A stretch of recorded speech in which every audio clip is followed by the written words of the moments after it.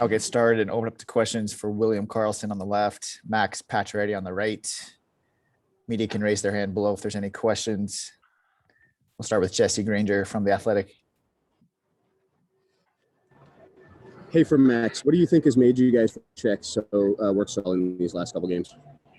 We're playing as a unit of 5 on the ice all over the place. We're not cheating for offense. We're sticking to our structure. And as you can see, it's frustrating for teams to play against. I mean, it sounds cliche, but the team that strays away from their structure runs into problems. That's what we did there in the first game. And since then, we've really stuck to it. And the key now is to be focused for, each and every game here, the entire stretch, to make sure that we, keep that system going in the right direction. Next question tonight comes from Ben Goetz with the Las Vegas Review-Journal. Hey, Max. Pete DeBoer said after last game that he thought you looked the most normal you had since your injury. I guess, do you also feel that way? Do you feel you're back to the way you were playing before you got hurt? Yeah, I think so. I think, everyone's feeling good about their game right now. And I think I'm a part of that group. However, it just doesn't take one game to mean you're back. You got to keep doing it night after night. And I think as a unit of, 20 guys, these last 3 games, that's what we've done. And that's what we have to continue to do. We'll go to Justin Emerson, Las Vegas Sun. Hey, Will, Jonathan had the goals, but I think you had three assists tonight. You, Riley, and Jonathan seem to really be clicking tonight. I guess what's working best for your guys' line at both ends of the ice? I think we're kind of smart with the puck. When there's place through the neutral zones, we take it. But if not, we, chip it in, go to work. And it's working. Time for a couple more tonight with Will and Max. Let's go to Story Von Tony, Vegas Golden Knights. Max, after, going down 0-2 in Colorado, how nice is it just to have redemption in your building? Yeah, it really is nice. I think there was a lot of belief after that second game, regardless of what the series said. We knew that when we came home that we're going to be able to continue how we played after that second game and hopefully use some momentum from our fans. But, they have the home ice advantage, so we got to try and go into their building and play the same way that we have been the last 3 games. However, try and get a win in their building. Next, we'll go to David Shane with the Las Vegas Review-Journal.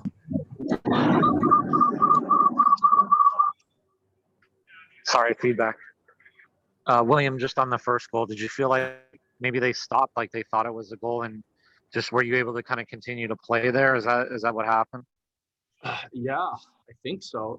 Because honestly, I was kind of selling too, and then I realized it was not a goal. So I went to the puck and just try to shovel it back into the net, and Marchessault was there. So it was kind of a bizarre situation, but you just got to play until the whistle is blown, I guess.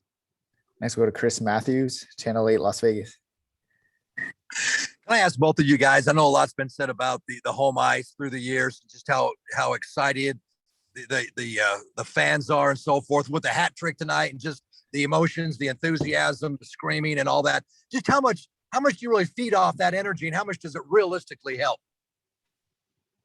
It helps a ton. I've only played 1 playoff series before this at home. He's played more than I have.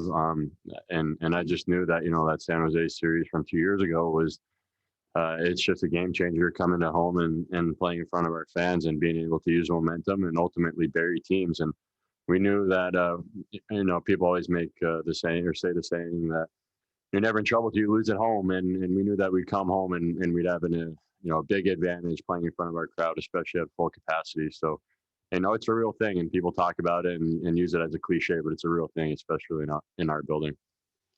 Guys, thanks for the time tonight. Thank you. Thanks.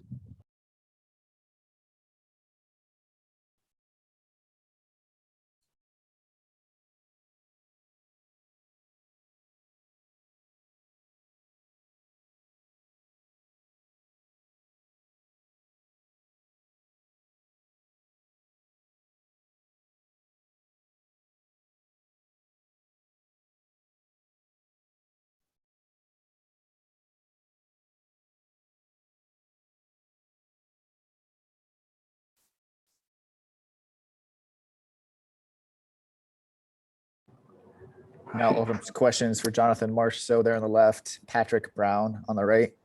Start with Ben Goetz with the Las Vegas Review Journal. Hey, Jonathan, can you just take us through your first goal? What did you see happen from your perspective? And do you think some of the Colorado players kind of thought that the goal was already in and they stopped a little bit? Well, I was just forechecking, I remember, and the defenseman give away to Smitty, and Smitty made a sick move and hit the crossbar and started celebrating. So I was like, I don't know if that's in. So I just kept going a little bit. Then I missed the open net door. The D got a stick on it, and after Carly brought it right back in front of net, and I just put it in. But I think they did stop a little bit. But I mean, I got lucky, I guess. Next, we'll go to Jesse Granger from The Athletic. Hey, for Jonathan, it seems like both teams are really tight in the neutral zone, and you guys have been a little more willing to dump it than they have. Would you say it helps you? Yeah, I mean, that's a big part of the past two games right now is controlling a lot their top players and don't let them come up with a lot of speed in the neutral zone. And when we do that, we can keep playing the right way. And obviously, we are a pretty good forecheck team normally. So if we put pucks in good areas, we stay close to each other in our forecheck and we recover most of them. So we just have to keep doing what we've been doing. Next, we'll go to Stormy Bontoni, Vegas Golden Knights. Jonathan, first time in the postseason that the hats have flown for you. And I mean, after the year that it's been without fans and buildings, to have that kind of a reception, can you describe the feeling? I mean, yeah, it's amazing, honestly. Like I said a little bit last game, it's been over a year.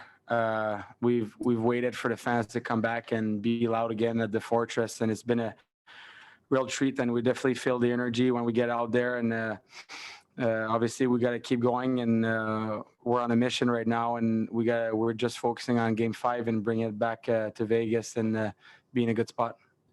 Next question tonight comes from Chris Matthews, Channel 8 Las Vegas.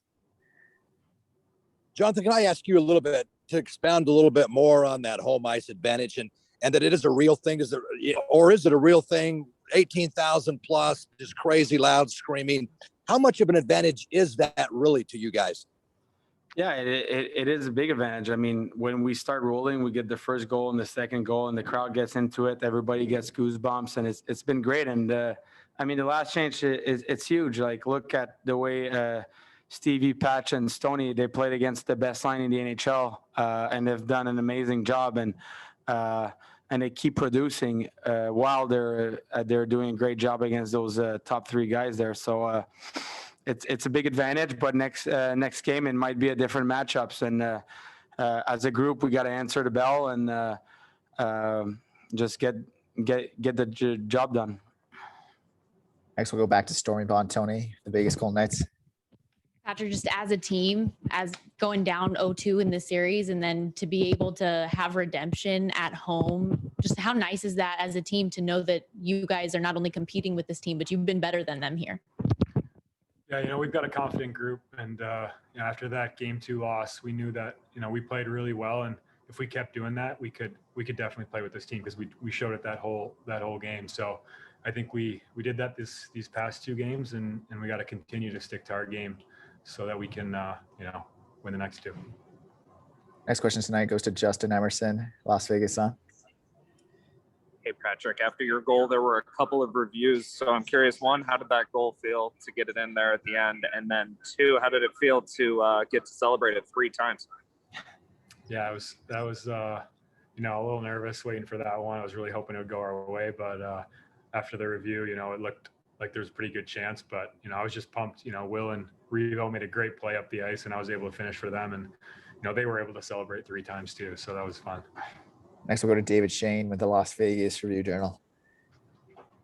Hi, Jonathan. I'm not sure I saw this right, but it looked like after your third goal, you were kind of waving your arms. You wanted everybody to throw hats. How much did you enjoy that?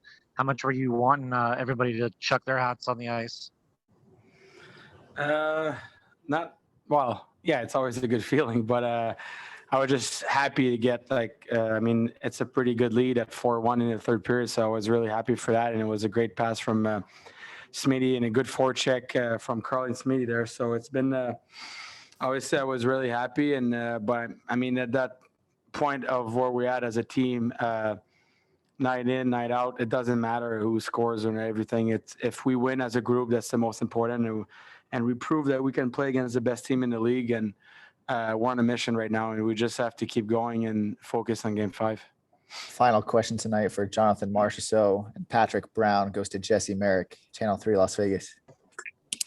Hey, Jonathan, your line has had a lot of success lately. I'm just curious why you think that is. Well, I mean, we're just trying to play our game, keep going. It doesn't matter who we play against. We're just trying to play always the right way. And obviously, we got some success in the past few games because, I mean, it goes down to like the big Stevie's line doing a great job against the best line in the NHL right now. So maybe it brings us a little bit more offensive production for now. But dude, are you done? Yeah, but maybe like one night it's us and one night it's going to be another line. It doesn't really matter. Guys, thanks for the time tonight. You done?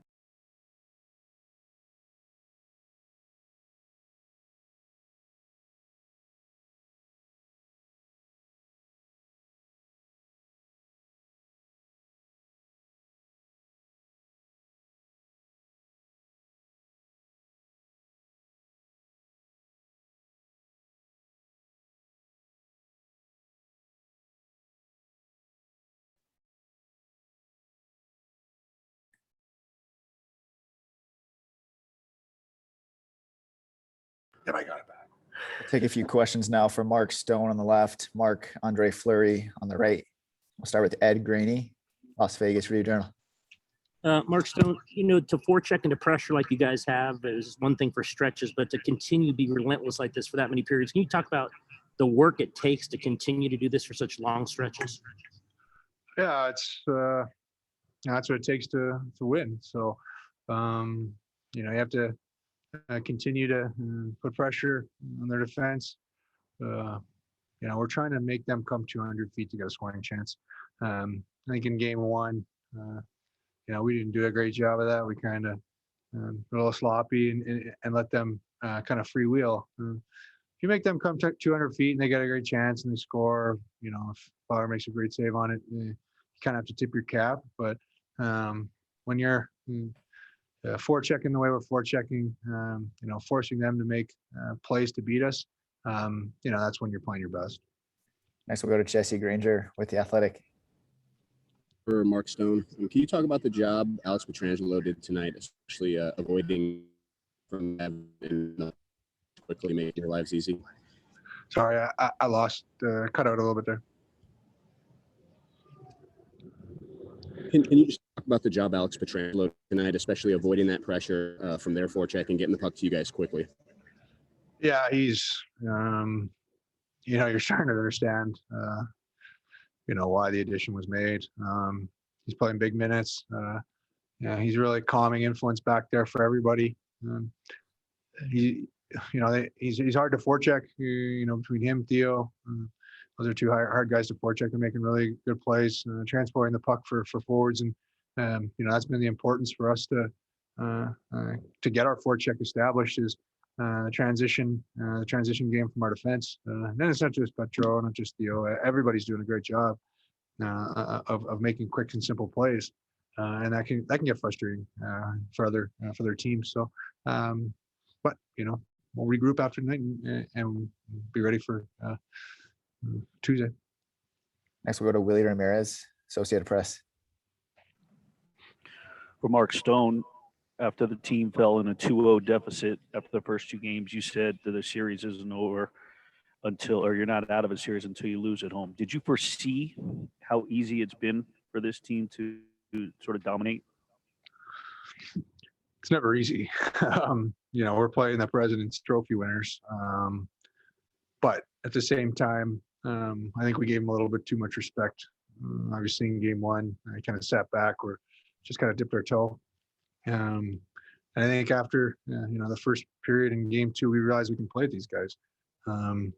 But to say that it's easy is a very false statement. they're a great team. They're going back home. They're going to be bringing their best game. So we're just looking to go on the road and try and do a lot of the same things that we've been doing at home and over the last 3 games combined. Next, we'll go to Justin Emerson, Las Vegas Sun. Hey, again for Mark Stone. Pete said the other day that he thought that Game 3 was the closest that Max Pacioretty had looked to kind of being back to normal. So I guess how dangerous is he when he is going at 100% and scoring all these goals? Not for sure. I mean, I don't think I don't know if we've had a single practice with him out there. So it's very tough. You can skate on your own as much as you want. And try and get into shape as much as you want. Even practices. It's hard to, simulate a game. And for him to come in Game 7 and play the way he's played throughout this playoffs, I think he for sure has another step to gain. That's just how good he is. So for him, getting into our lineup has allowed us to have tremendous depth throughout the lineup and add a guy who's a 40 goal scorer in this league and always a threat to score from anywhere, as you can see on his goal today. Next, we'll go to Story Bontoni, Vegas Golden Knights.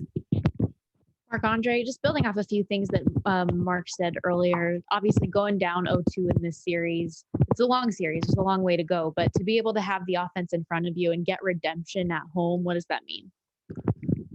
I think we all had confidence in our team, right?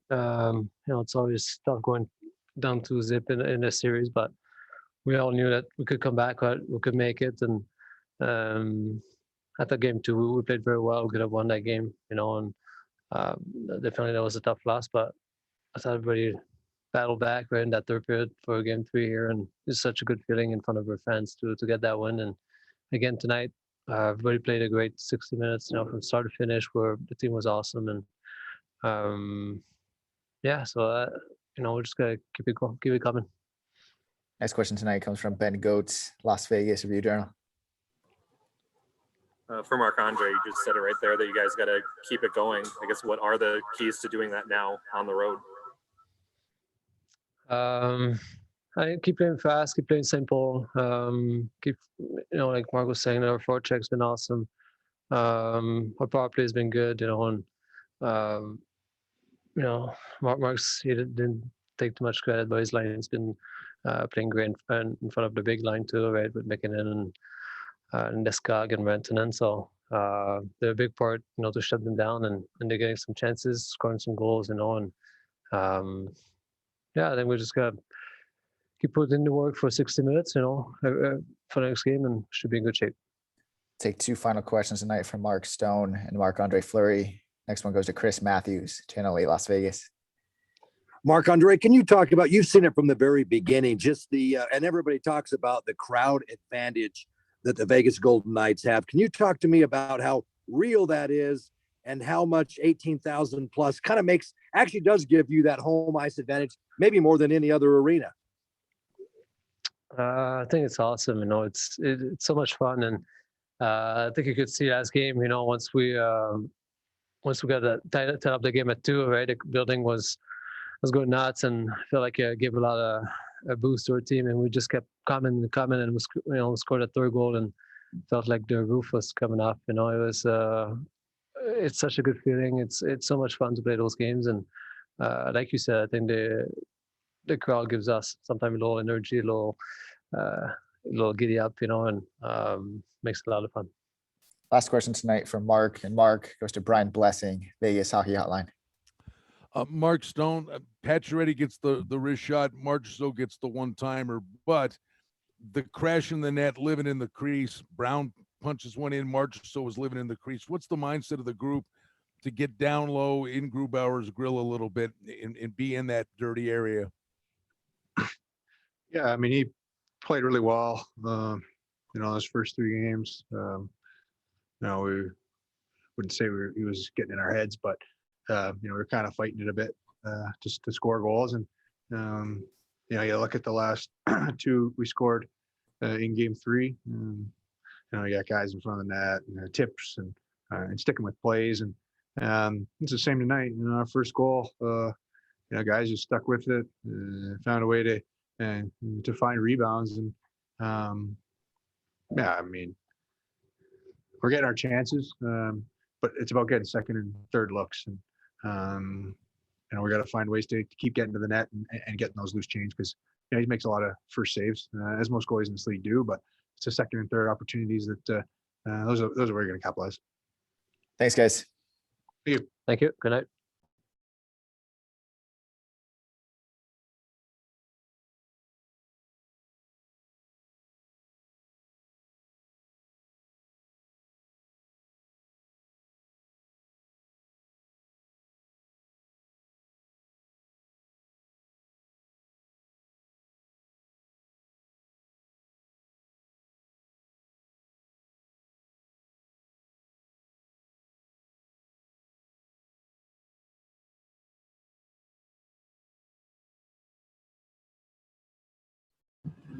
Now take a few questions for head coach Pete DeBoer.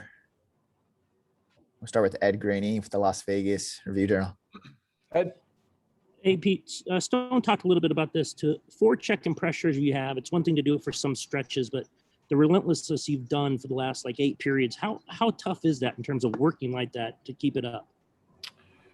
Yeah, well, we want to attack in waves, and I think the strength of our group is in the depth and the 4 lines and the ability to do that. And you can't play that game unless you've got 4 lines of guys that hop over the boards and are willing to do that work. So I think that's been the strength and the identity of this group, the entire time I've been here.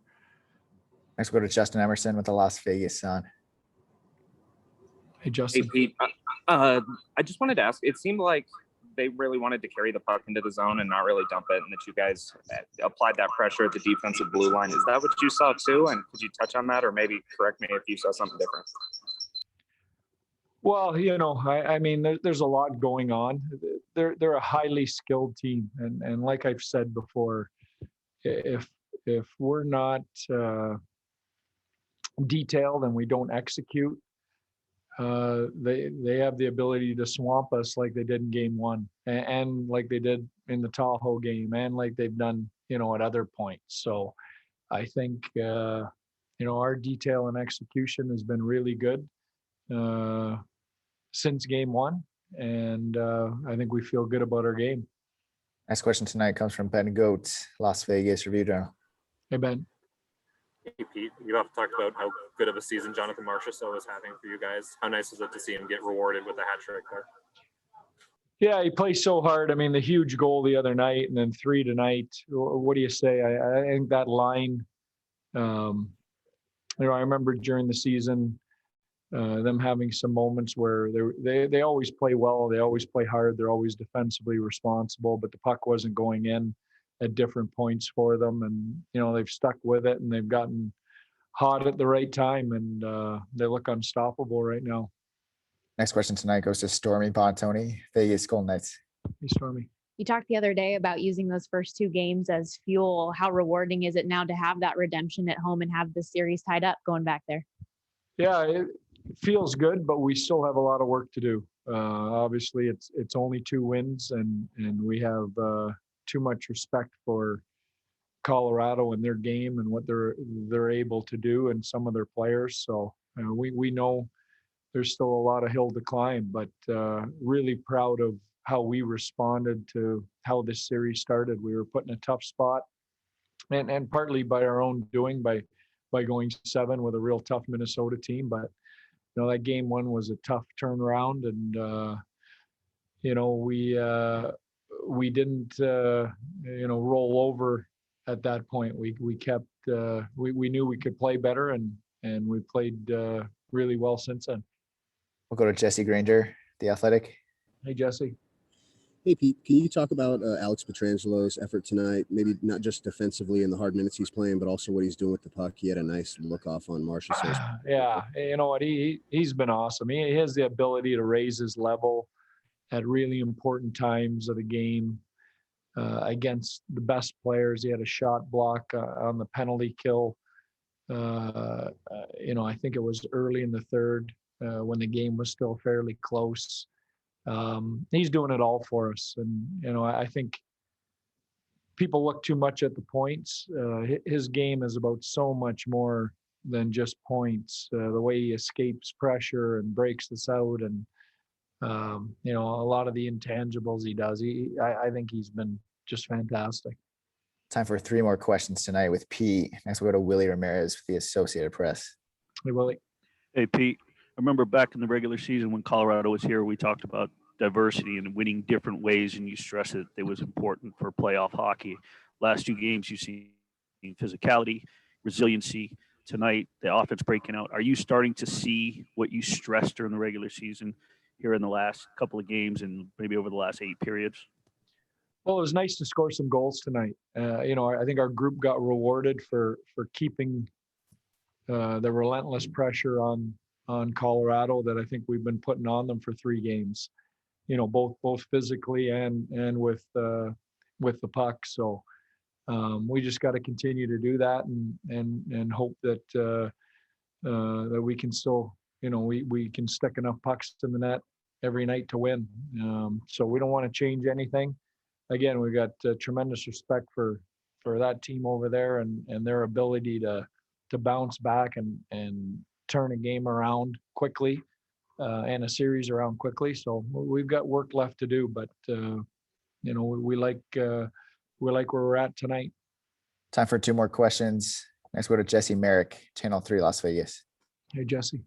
Hey, Pete, you talked about the second line there and just the effectiveness of them, but Marchessault in particular, the way that he's kind of come through with some really massive goals for you guys in the playoffs. What can you say about that guy and what he's been for you so far? Well, he's been awesome all year. You know, I think when I met with Marshy when we came out of the bubble, I think he was disappointed that he didn't score in the Dallas series didn't score much in the Dallas series. You know, and I think he wanted to make sure he came back this year and had a great year and a great playoff, and he's done that. Our last question tonight comes from Chris Matthews, Channel 8, Las Vegas. Hey, Chris. Hi, Pete. It didn't have anything to do with the game in a sense of the outcome, but just that goal and kind of thinking more of the fans, the range of emotions when it's no goal, it is a goal, it's no goal. Let's review it again. It actually is the goal, the one that Grubauer kind of slid into the net with. Can you just kind of talk about that? And just, I mean, probably more from the fans. You probably heard it there. Boo, yay, boo, yeah, that kind of thing. Yeah, it was a range of emotions. I think the story of the goal is who scored it. You know, our 4th line got the goal, and Brownie scored it, who has really been an unsung hero here. You know, it's come in and you know, it was with us in the bubble, played sparingly, scored a couple big goals for us there.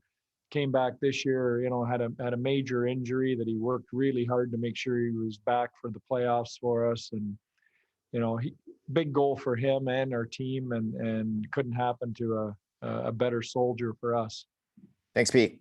Thank you. That'll conclude the team's post-game media availability tonight. Thanks, everyone, for the time. We'll send out these recordings in just a bit.